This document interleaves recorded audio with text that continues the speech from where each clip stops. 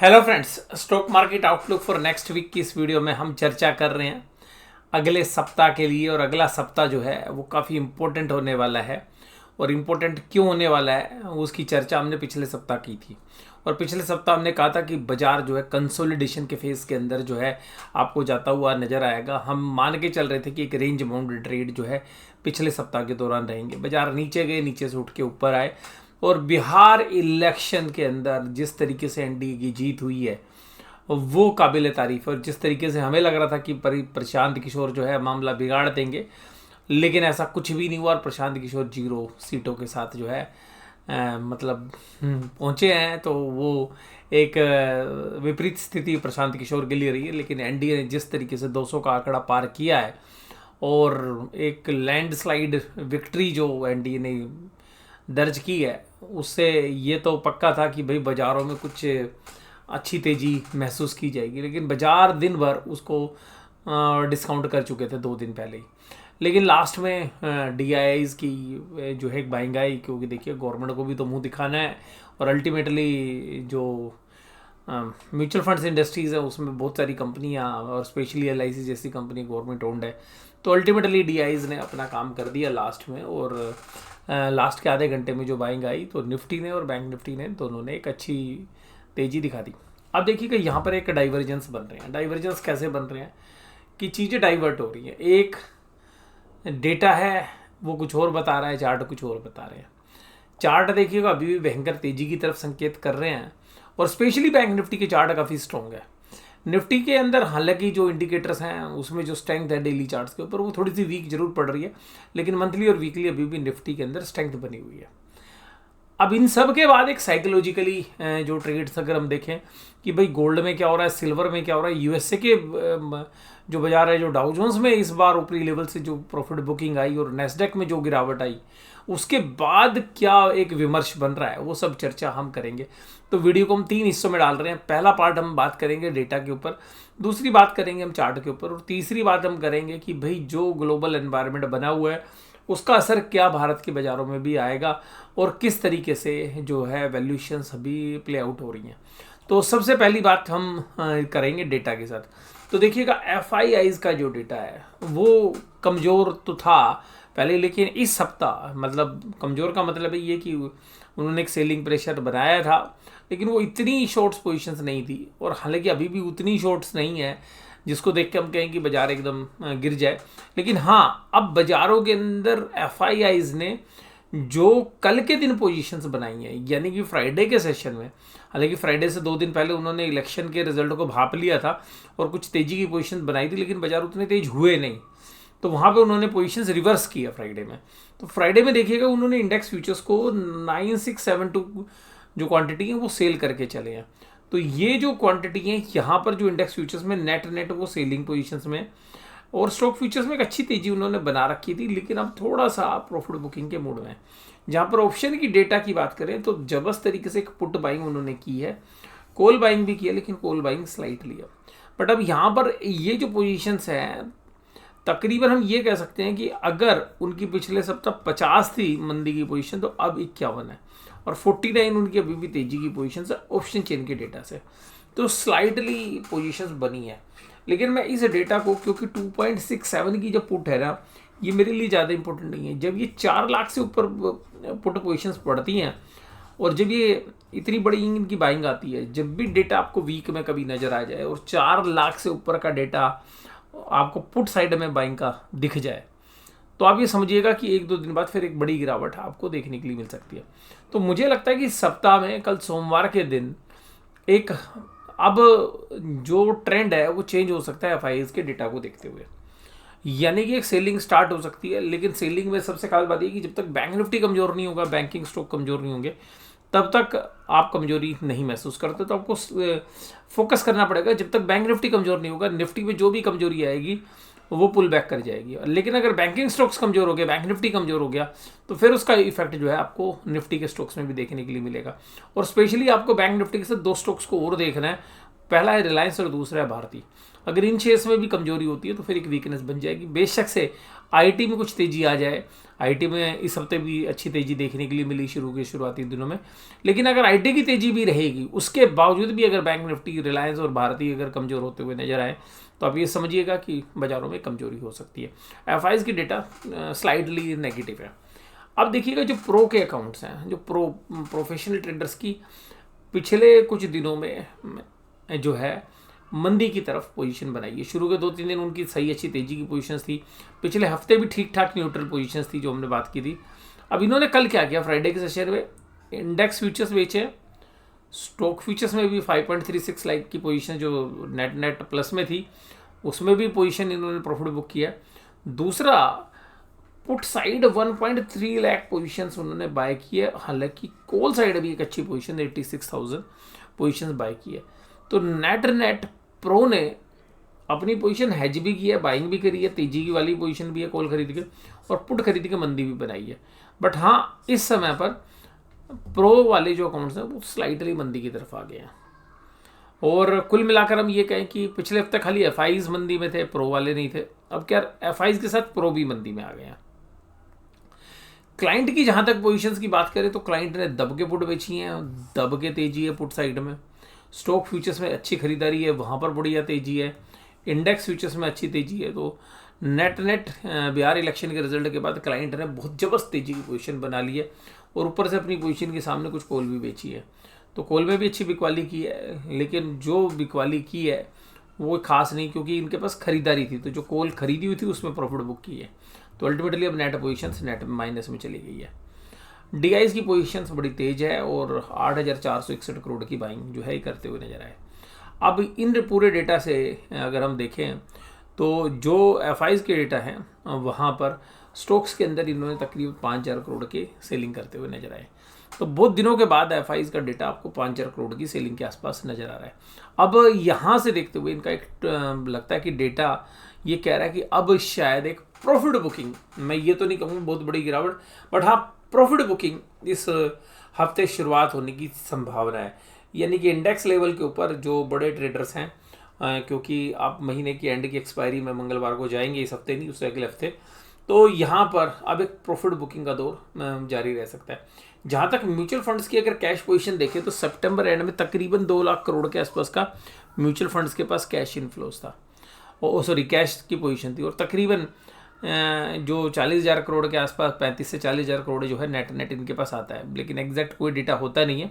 लेकिन उसके बावजूद अगर हम यहाँ पे देखें तो एफआईआईज और डीआईज के जो डेटा हैं, तो डीआईज ने लगातार एक भयंकर तेजी जो है पिछले 10-15 दिनों से कर रखी है। एवरेजली अगर हम देखें तो 5,000 करोड़ के आसपास का माल खरीद रहे हैं।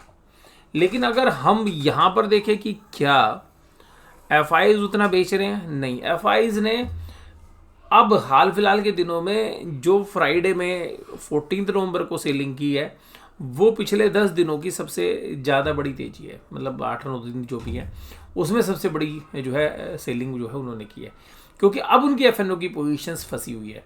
तो यहाँ पर एक वोलेटाइल सेशन, अब ये अगला हफ्ता वोलेटाइल होगा। ऊपरी लेवल पर हमें लगता है प्रॉफिट बुकिंग आएगी, लेकिन निचले लेवल पर क्योंकि जिन लोगों के मंदी के सौदे हैं वो काटने के लिए भी दौड़ेंगे, तो निचले लेवल से एकदम बाइंग भी आपको आती हुई नजर आएगी। लेकिन जो असली पिक्चर्स है वो आपको थर्सडे में क्लियर होगी। अगर थर्सडे को भी अगर बाजारों में सेंसेक्स की जब एक्सपायरी होगी और वहाँ पर अगर एक अच्छा खासा डीप कट हो जाता है तो फिर ये मान के चलिएगा कि फिर एक मजबूरी वाले जो ट्रेड्स हैं, जो कि तेजी वाले जो लीवरेज पोजीशन है वो कटती हुई नजर आएंगी और फिर आपको अगला हफ्ता कमज़ोर होता हुआ नजर आएगा। अभी कमजोरी के संकेत डेटा में नहीं है, लेकिन डेटा स्लाइटली बेरिश हो गए हैं। और जहाँ तक पूरे डेटा की बात करें तो क्योंकि इस महीने में भी केवल 13,000 करोड़ का माल बेचा है एफआईज ने, और पिछले महीने बेचा था 2,346, सितंबर में बेचा था 3,531, तो इसमें कोई भी कमजोरी नहीं आई थी। यहाँ पे जो कमजोरी आई थी वो आई थी अगस्त में, जो 46,000 और बैक टू बैक 2 महीने माल बेचा था तब। तो ऐसा प्रतीत होता है कि इस महीने इतनी बड़ी करेक्शन शायद आपको देखने के लिए ना मिले, लेकिन अगर यहाँ पर सेल ऑफ आता है तो इसका एक फॉलोइंग सेल ऑफ आपको अगले महीने, क्योंकि क्रिसमस का सीजन भी है, वहाँ पर भी आ सकता है। तो यहाँ से अगर इस हफ्ते से अगर एक प्रॉफिट बुकिंग का दौर जारी होता है तो हो सकता है कि आपको वो 10-15 दिन चलता हुआ नजर आए, या ऐसा हो सकता है कि 7-8 दिन उसमें कमजोरी नजर आए, बाजारों में एक प्रॉफिट बुकिंग है, फिर एक 8-10 दिन की पुल बैक आए और फिर आप दिसंबर के महीने में एक सेलिंग देखें। तो चांसेस ये हैं कि यहाँ पर अब एक प्रॉफिट बुकिंग का दौर कभी भी शुरू हो सकता है। यहाँ पर हमें ऐसा लगता है कि जैसे गोल्ड में पिछले महीने गोल्ड के जब मंथली एक्सपायरी आई थी पिछले महीने, तो गोल्ड में ऊपर से एक शार्प करेक्शन आई थी, एक बहुत तगड़ी प्रॉफिट बुकिंग आई थी, क्योंकि जो बड़े प्लेयर्स प्रॉफिट में बैठे होते हैं वो एकदम फिर अपने सौदे काटने शुरू करते हैं और फिर वो नीचे के जो स्टॉप लॉसेज हैं वो कटने शुरू होते हैं। तो हो सकता है कि ऐसी स्थिति अब आपको प्रॉफिट वाली जो प्रॉफिट बुकिंग की स्थिति है वो यहाँ पर भी आपको इंडेक्स में भी देखने के लिए मिलती हुई नजर आए, क्योंकि जब हम मंथली एक्सपायरी के नज़दीक जाते हैं तो बड़े ट्रेडर्स जो हैं प्रॉफिट बुक करते हैं। जहाँ तक निफ्टी बैंक की अगर वन डे की कैंडल को देखें तो देखिएगा जो लेवल्स हाई लगाए हैं ये बाजार इस हफ्ते के दौरान भी 3 बार टेस्ट कर चुका है, और जो पिछले हफ्ते हाई लगे थे वो हाई यहाँ पे रीटेस्ट किए और उनके आगे भी बाजार गया। तो निफ्टी बैंक की कैंडल्स काफ़ी मजबूत है। अब इस कैंडल में जो विशेष इससे ये है कि इसका ब्रेकआउट नहीं आ रहा, मतलब मोमेंटम वीक होता जा रहा है। अब मोमेंटम वीक होने का असर जो है वो ये देखने के लिए मिल सकता है कि लास्ट के दिनों के अंदर मंथली एक्सपायरी के आसपास एक प्रॉफिट बुकिंग का दौर देखने के लिए मिल सकता है, और अगर वो प्रॉफिट बुकिंग चलती है तो फिर वो मंथली एक्सपायरी तक कंटिन्यू कर सकती है। तो अभी हमें लगता है कि सोमवार को बाजार एक बार बिहार इलेक्शन के ऊपर पॉजिटिवली रिएक्ट तो कर सकते हैं, घंटे 2 घंटे 3 घंटे, लेकिन अब ये देखना है कि DIIs की जो बाइंग आ रही है उसके सामने FIs की सेलिंग को आपने क्लोजली वॉच करना है कि FIs की सेलिंग के प्रेशर जब तक नहीं आएगा, और साथ में अगर उनकी सेलिंग 4,000 करोड़ 5,000 करोड़ के आसपास आएगी तो फिर HNI की ट्रेडर्स की भी सेलिंग स्टार्ट हो सकती है, क्योंकि उनकी भी पोजीशन फिर प्रॉफिट बुक करने के लिए आएगी। तो यहाँ पर क्लोजली आपने वॉच करना है कि FIs के डेटा कैश मार्केट में बढ़ते हुए नजर आ रहे हैं नहीं, और दूसरी बात आपने ये देखनी है कि जो पुट ऑप्शंस FIs की हैं उसमें कितनी एक्युमुलेशन हो रही है। बाजार नीचे जाने के बावजूद भी वो प्रॉफिट बुक नहीं करेंगे बल्कि वो पुट और ऐड करेंगे। अगर उनकी पुट ऐड करने का सिलसिला जारी रहता है FIs का, तो आप ये मान के चलते रहिएगा जब तक वो पुट ऐड एडिशन होती रहेगी उनके कॉन्ट्रैक्ट साइज में तब तक आपको मंदी चलती रहेगी, और जैसे ही वो पुट में पोजीशंस निकालेंगे बाजार दोबारा से रिवर्स कर जाएगा। तो अभी हमें लग रहा है कि बाजारों के अंदर एक प्रॉफिट बुकिंग की संभावना बन रही है, हालांकि निफ्टी बैंक के चार्ट कहीं पर भी इंडिकेट नहीं कर रहे कि जी मैं कमजोर हूँ। तो निफ्टी बैंक मंथली कैंडल पे भी वीकली कैंडल पे भी देखिएगा वीकली क्लोजिंग अच्छी दी है, लेकिन आप इन सब चीज़ों के बीच में एक चीज़ देखेंगे कैंडल के साइज छोटे हो गए हैं, यानी कि जो मोमेंटम है वो कमजोर होता जा रहा है, जिसको देख के ऐसा लगता है कि यहाँ पर एक प्रॉफिट बुकिंग का दौर बन सकता है। वहीं पर अगर निफ्टी बैंक की मंथली कैंडल्स को भी अगर आप देखें तो यहाँ पर भी बाजार में अभी तक ये कैंडल्स ग्रीन है, तो हो सकता है कि यहाँ पर एक प्रॉफिट बुकिंग का दौर देखने के लिए मिले। उसके बाद निफ्टी वन डे की कैंडल्स को अगर हम यहाँ पर देखें तो निफ्टी की वन डे की जो कैंडल्स हैं, क्योंकि यहाँ पर एक डब्ल्यू पैटर्न के साथ हम बने, और यहाँ पर निफ्टी की वन डे की जो कैंडल्स है वो हमें ये बयां कर रही है, निफ्टी की वन डे की कैंडल ये बयां कर रही है कि यहाँ पर ऊपरी लेवल से पे जो है बाइंग आती हुई नज़र आती है, और इसके साथ साथ जो निचले लेवल पर जैसी प्रॉफिट बुकिंग आती है तो एक सेलिंग का प्रेशर देखने के लिए मिलता है। इसके बाद अगर हम बात करें आगे कि भाई निफ्टी 50 की वीकली कैंडल्स क्या कहती है, तो निफ्टी 50 की वीकली कैंडल्स जो है वो हमारे को बता रही है कि अभी भी ये ग्रीन है, लेकिन ये इन लेवल्स के आसपास जो है बाजार अटक रहा है। तो जिनको देख के ऐसा लगता है कि निफ्टी 50 में वीकनेस ज़्यादा है बजाय के बैंक निफ्टी के। उसके बाद अगर हम बात करें निफ्टी 50 की मंथली कैंडल की, तो देखिए हमें लगता है कि एक बार एम पैटर्न बनने की संभावना अभी भी बची हुई है, लेकिन अभी देखते हैं कि ये स्थिति बनती है या नहीं बनती है। तो अगले 2 महीने हमें ऐसा लगता है कि अगर ये प्रॉफिट बुकिंग कंटिन्यू रहती है तो दिसंबर मिड तक या दिसंबर 20 तक जो है वो प्रॉफिट बुकिंग का सिलसिला जारी रह सकता है। उसके बाद अगर निफ्टी बैंक की पुट कॉल रेशियो को देखना चाहें आप तो वो एक न्यूट्रल पोजीशंस में, और सिमिलरली बैंक निफ्टी की भी। तो यहाँ पर डेटा देख के अगर चार्ट देख के अगर हम देखें तो अभी मंदी के संकेत नहीं है, लेकिन जिन लेवल पर बाजार अटक रहा है वहाँ पर ऐसा प्रतीत होता है कि यहाँ पर एक प्रॉफिट बुकिंग शुरू हो सकती है। उसके बाद अगर हम गोल्ड की बात करें तो देखिएगा ये गोल्ड के ना वीकली पैटर्न्स हैं। गोल्ड ने वीकली एक बहुत अच्छे हाई लगाए और $4,200 के ऊपर गया और वहाँ पर एक प्रॉफिट बुकिंग आई, फ्राइडे के सेशन में, तो अल्टीमेटली ये प्रॉफिट बुकिंग कब आई, जब बिटकॉइन के अंदर एक अच्छी गिरावट कल 6% की देखने के लिए मिली। उसके बाद यूएस के बाजार एकदम धड़ाम हो गए, और हालांकि बाद में बंद होते होते वो रिकवर जरूर करे। और डाउ जोन्स में जिस तरीके से कमजोरी पिछले 2-3 दिनों से बनी हुई है, वहाँ पर ऐसा लगता है कि जो अभी शटडाउन चल रहा था, हालांकि वो खत्म हो गया, लेकिन शटडाउन के अंदर जो डेटा है वो एम्प्लॉयमेंट के डेटा जो है वीक पड़ते हुए जा रहे हैं। तो उसकी वजह से लोगों को लगता है कि रेट ऑफ इंटरेस्ट कट तो होना था दिसंबर में, लेकिन अब ये वीकनेस के जो डेटा आ रहे हैं इसकी वजह से क्या दिसंबर में रेट कट होगा या नहीं होगा, ये असमंजस की स्थिति बन रही है। जो पहले लग रहा था क्लियर कट कि भाई हाँ बन जाएगी पोजीशंस और दिसंबर में कट हो जाएगा, एम्प्लॉयमेंट के डेटा वीक तो हैं, लेकिन वो कितने वीक हैं वो अभी पता नहीं चल रहा, क्योंकि शटडाउन की वजह से वो डेटा आ नहीं रहे हैं। तो यहाँ पर इस हफ्ते जो है यूएस की तरफ से भी जो है पिक्चर क्लियर होती हुई नजर आएगी, उसके बाद जो है स्थिति साफ हो पाएगी। तो यहाँ पर मैं बस यही आपके साथ बोलना चाहूँगा कि जो गोल्ड के जो प्राइस हैं जिस तरीके से ऊपर जा रहे हैं, वो एक चीज़ जरूर बता रहे हैं कि अस्थिरता बनी हुई है।